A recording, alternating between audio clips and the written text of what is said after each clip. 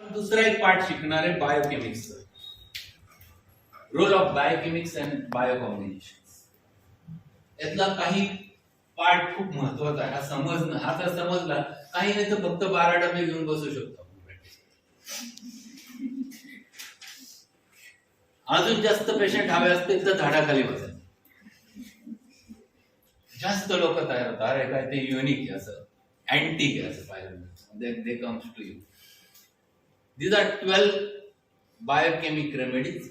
One must understand their action on the basis of pathology, what it produces. So I have written the study of pathogenesis of the remedy is needed. First is parampos, first stage of inflammation. मी त्या stages मांडताना मुद्दाम तो colour दिला गेला म्हणजे लक्षात आलं. First stage of inflammation काय असते? Congestion. So congestion is the characteristic of parampos. So first remedy in inflammatory process in biochemistry is the parampos.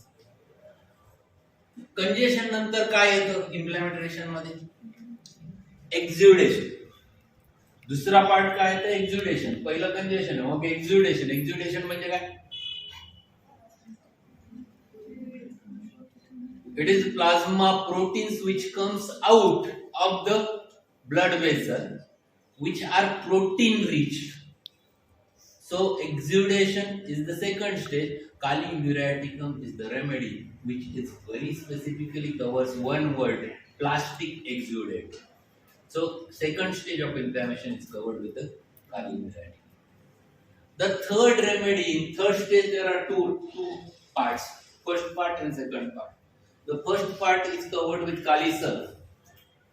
The third stage of inflammation is suppuration. The early stage of suppuration is covered with the Kali sulf. Earlier stage, या वेळेला पस सुरुवातीचा yellowish असतो, अगदी सुरुवातीच्या stage मध्ये. The remedy is Kali sulf. When it becomes darker in color, along with necrosed material in it, then it is the third stage suppuration, calcarea. Further advanced suppurative process, the calcarea. Silicia also you get the oozing. Silicia also forms the pus. But after pus formation, there is a fibrosis. Silicia is the remedy for the fourth stage, the fibrosis, and it has the capacity to dissolve the fibrosis. एखादं fibrosis dissolve करायचं असेल तर सिलिशिया लागतं.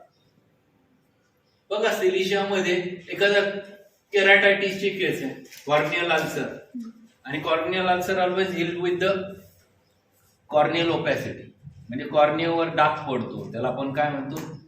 टिका पडणं म्हणतो. डोळ्यामध्ये टीक पडणं, डोळ्यात टीक पडली म्हणजे काय झालं तर फायब्रोज होऊन गेला त्या डोळ्यात. बोरिक काय म्हणतो?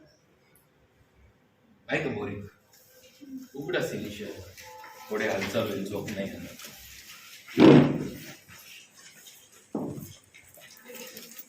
What boric says.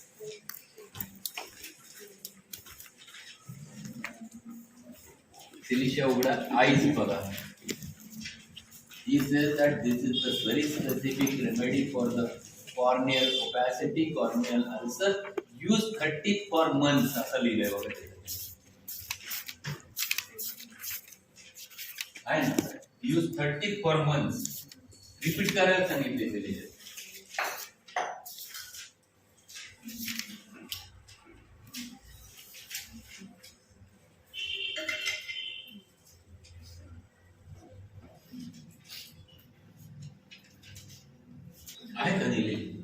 Corneal ulcers heal, corneal opacity to dissolve the corneal opacity, use 30. Silicia has the capacity to dissolve the fibrosis. परंतु एक गोष्ट कॉशन लक्षात ठेवायचं, कधी पण जर पेशंट ट्युबरक्युलोसिसचा असेल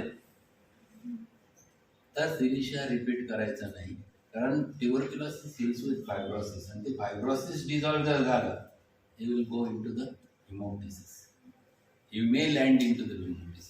So silicia should not be so much repeated in the tuberculosis patient. Pathologically जेव्हा तुम्ही असं समजून घ्यायला लागतात त्यावेळेला कळायला लागतं की त्याचं कॉशन कधी आहे, कधी वापरायचं, कधी नाही वापरायचं, कधी रिपीट करायचं, कधी नाही रिपीट करायचं. That you can think on basis of that. Okay. Next is calcarea pure, fifth stage of inflammation. that is the degenerations. So degeneration, the osteophyte formation, the calcarea fluid is the remedy. One must think of calcarea fluid. पुढची remedy काय? मॅकफॉस. मॅकफॉस काय? Machfos covers the spasms, it covers the pains, it covers the neuralgias. These are very important, and that's why this remedy should be there in your treatment. When तुम्ही एखादा sciatica treat करता, Machfos plays very vital role. It relieves the spasm, it relieves the neuralgia. Calcarea phos. Calcarea phos मध्ये काय? Regeneration as well as degeneration. आता ऑस्टिओफाइट formation dissolve करून पुन्हा नीट structure तयार करायचं. It will require the calcarea process. So degeneration as well as regeneration, both things are necessary. Natrum sulphuricum. Natrum sulph काय? Sycotic inflammatory condition. Sycotic म्हणजे this is covering the sycotic miasm. Natrum sulph is the most typical antisycotic remedy. 3 antisycotic remedies आहेत kings. First is thuja, second is medorrhinum, third is natrum sulph. Natrum sulph ही biochemic मध्ये येते. So this is whenever the psychotic problem is there. मग psychotic problem कुठले असतील?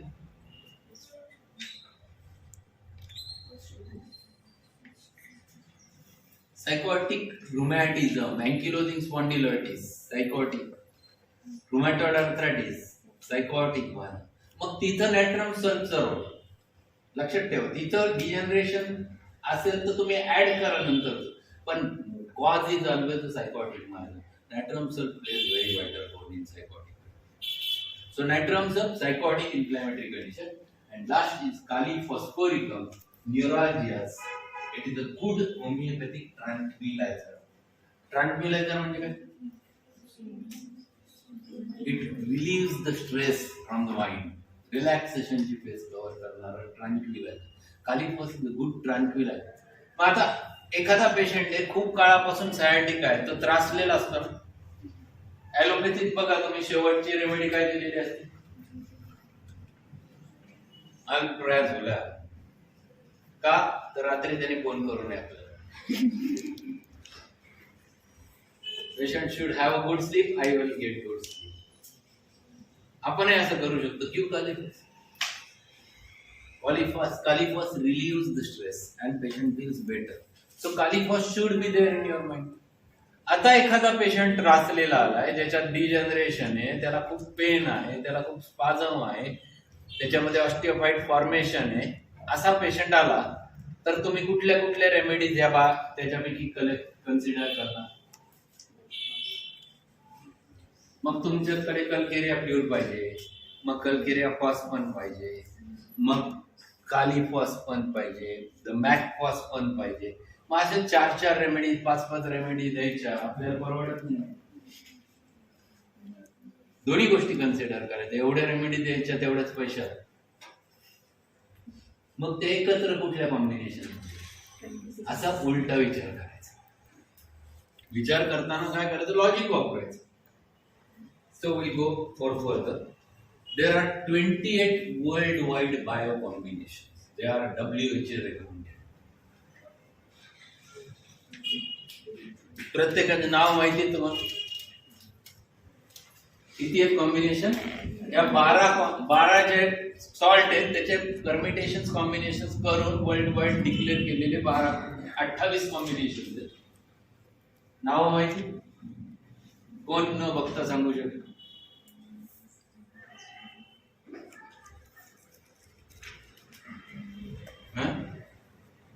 फक्त काय काय आठवतं? माहित नाही ते चांगलं आहे. If you don't know, good, it's really good. का? तर आपल्याला नावांवर जायचं. आपण काय करतो? नावांवर गेलं की गोंधळ होतो. म्हणून नावांवर जायचं नाही. कारण 26 इज इझी पर्च्युएशन. आपण मला एक विचारलं, सर तुम्ही तर त्या पुरुष होता त्याला दिली, जाऊन त्याची डिलिव्हरी व्हायची. So too important to understand what it contains. आणि म्हणून नावं नावाची गरज नाही, पण माहिती पाहिजे. कुठले कुठले? 1 anaemia, 2 asthma, 3 colic, 4 constipation, 5 coryza, 6 cough, 7 diabetes, 8 diarrhoea, 9 dysentery, 10 enlarge tonsil, 11 fever, 12 headache, 13 leucorrhoea, 14 measles, 15 menstrual complaint, 16 nervous exhaustion, 17 piles, 18 pyorrhoea, 19 rheumatism, 20 skin complaints, 21 teething troubles, 22 scrofula, 23 toothache, 24 nervous exhaustion, mental exhaustion, 25 indigestion, 26 easy parturition, 27 lack of vitality आणि 28 general tonic. जसा menu card सांगतो ना एखादा तसं तोंडपाठ पाहिजे. But these names are not so important. Names आपल्याला माहिती पाहिजे, ऍक्च्युअल प्रॅक्टिस मध्ये उपयोगाला येतात. But we must know what each combination. आपल्याला प्रत्येक कॉम्बिनेशन नेमकं काय कंटेन करतं, त्याच्यामध्ये काय आहे हे समजणं खूप गरजेचं आहे. So what each combination contains and how it acts. मग आपल्याला इथं कुठले कुठले महत्वाचे ते शिकायचे. पहिला काय, 3 कॉम्बिनेशन आहे ज्याच्यामध्ये कल्केरिया प्युर आहे. एक 23, एक 17 आणि एक 26. कुठले कुठले? 23, 17 अँड 26, ज्याच्यामध्ये कल्केरिया प्युर आहे. कारण आपल्याला काय कशाशी डील करायचं? Degenerative pathology. बरोबर ना? आपल्याला काय करायचं? Treat degenerative pathology. मग डिजनरेटिव्ह पॅथॉलॉजी कव्हर करायची तर कल्केरिया प्युर असलेलं कॉम्बिनेशन पाहिजे. आता याचं नाव काय? 23 नंबरचं नाव आहे टूथेक. पण टूथेक वर जायचं नाही. What it contains? It contains the calcarea fluor, it contains the ferrum phos, it contains the mag phos. मग calcarea fluor for degeneration, ferrum phos for inflammation, mag phos for pain, spasm, neuralgia. So useful in any degenerative, inflammatory, painful condition, not only for. लक्षात आलं? Logic जर वापरलं तर आपण तेच medicines योग्य पद्धतीने वापरू शकतो. Without giving 3 different ingredient you can use it very safely. आता खूप जणांच्या मनात प्रश्न पडतो, सर हे वेगळा इन्ग्रेडियंट नाही तयार होत. खूप जणांना असा प्रश्न असतो की कल्केरिया प्युर पेरमफॉस मध्ये मिक्स केलं, पेरमफॉस त्याच्याबरोबर मॅकफॉस मध्ये मिक्स केलं तर वेगळीच रेमेडी तयार. They are prepared separately. फक्त त्याची टॅबलेट एकत्र बांधली जाते. बायोकेमिकची रेमेडी कॉम्बिनेशन बनवताना अशा तिन्ही एकत्र टाकून मग ट्रॅच्युरेट करतात असं. They are triturated separately and mixed together to form a tablet. पहिलं. Okay, so this is biocombination 23. Biocombination 17. 17 मध्ये काय परत कल्केरिया प्युर आहे डिजनरेशन साठी. Ferrum phos first stage of inflammation, kali mur second stage of inflammation and last is kali phos ट्रँक्विलायझर.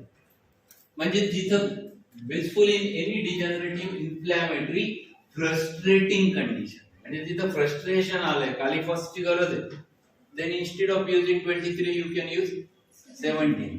It doesn't mean patient has piles.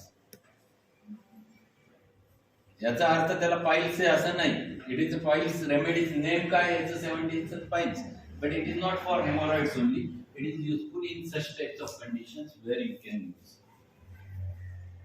Okay, clear? Now one more we'll learn that is more important. 26. This is most common and most useful because what it contains? It contains calcarea pure, it contains calcarea phos.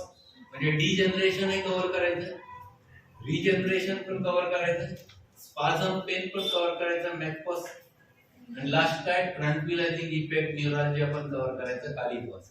So this is very useful biocombination in any degenerative musculoskeletal inflammatory frustrating condition. This is how I used to use. I used to order 100 teams of 26 number. मला त्या कंपनीवाल्यांनी phone केला, एवढे डिलिव्हरीचे cases येतात तर तुमच्या 100 डबे घेत. Homoeopathy. We are using it for different purpose. We are using it with the understanding of what it contains, not on the name. 26th Nave easy perturbation. We are not using for easy perturbation. We are using it for such types of disorder. So first remedy in degenerative disorders, where you have to tackle the degeneration, you have to make regeneration, where you have to remove the pains, where you have to give the tranquilizing effect. Best combination to be think of this number 26. कळलं?